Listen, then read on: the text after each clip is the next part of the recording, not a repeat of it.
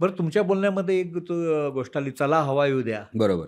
म्हणजे तुम्ही चला हवा द्यामध्ये म्हणजे चला हवा द्या एकदम पीकवर होतं. हं. लोकप्रियतेच्या शिखरावर होतं. बरोबर, बरोबर. सगळे एस्टॅब्लिश होते, घराघरात जात होते. त्याला म्हणजे काय त्याला विचार म्हणजे टी-आर-पीचा जबरदस्त होता. बरोबर, बरोबर, अशा वेळेला तुम्ही आलात. बरोबर. मग तुम्ही त्या सगळ्या वातावरणाशी, त्या कलाकारांशी कसं मिक्स होत गेलात?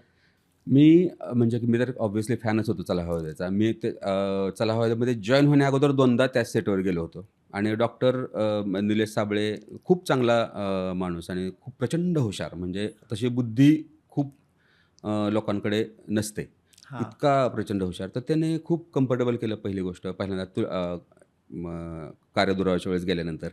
दुसऱ्यांदा तुला पाथरीच्या वेळेस गेल्यानंतर आणि नंतर त्यांच्या डोक्यात असं आलं की आपण ह्या झीच्या सगळ्या ॲक्टर लोकांना बोलून एक कॉम्पिटिशन करूया सेलिब्रिटी पॅटर्न नावाची. हां.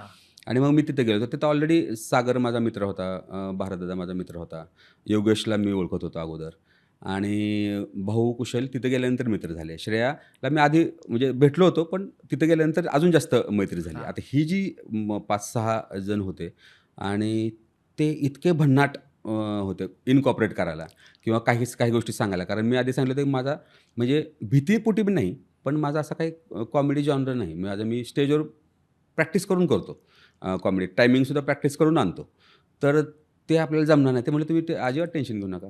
ते होईल बरोबर." आणि ते वरचेवर त्यांनी जे डॉक्टरांनी सांगितले, जे मला काही लोकांनी सजेस्ट करून सांगितलेले पंच झाले, तेच पंच वाजले त्या ह्याच्यामधले. हां. अच्छा. तर मग आणि हे मी खूप ओपनली सांगतो. म्हणजे माझं हां. त्याच्यामध्ये खूप जास्त स्किल नाही. मी फक्त काय शरीराने आवाज वापरला असेल आणि त्यांनी सांगितलं तो करण्याचा प्रयत्न केला असेल फक्त. पण बाकी हां. सगळे त्यांनी म्हणजे फायनलचं म्हणा किंवा हां. अगोदरपासून सगळे जे आहेत आणि जे आजूबाजूचे कलाकार आहेत त्यांचं.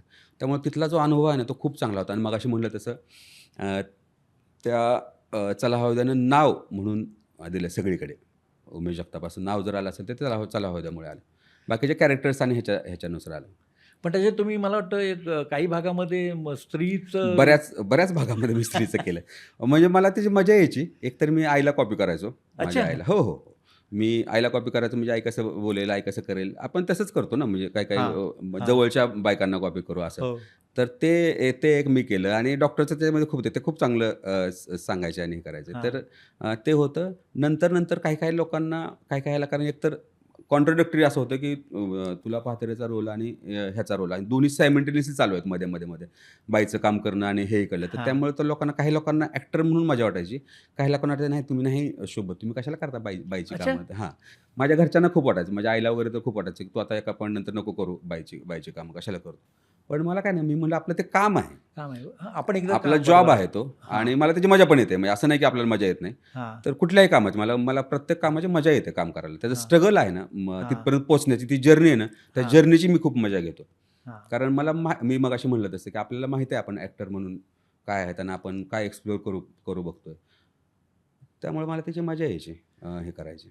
मराठी मनोरंजन सृष्टीमधील मालिका, चित्रपट, नाटक तसेच कलाकारांबद्दलच्या नवीन अपडेट्स जाणून घेण्यासाठी नक्की सबस्क्राईब करा इट्स मज्जा मराठी या आपल्या नवीन यूट्यूब चॅनलला.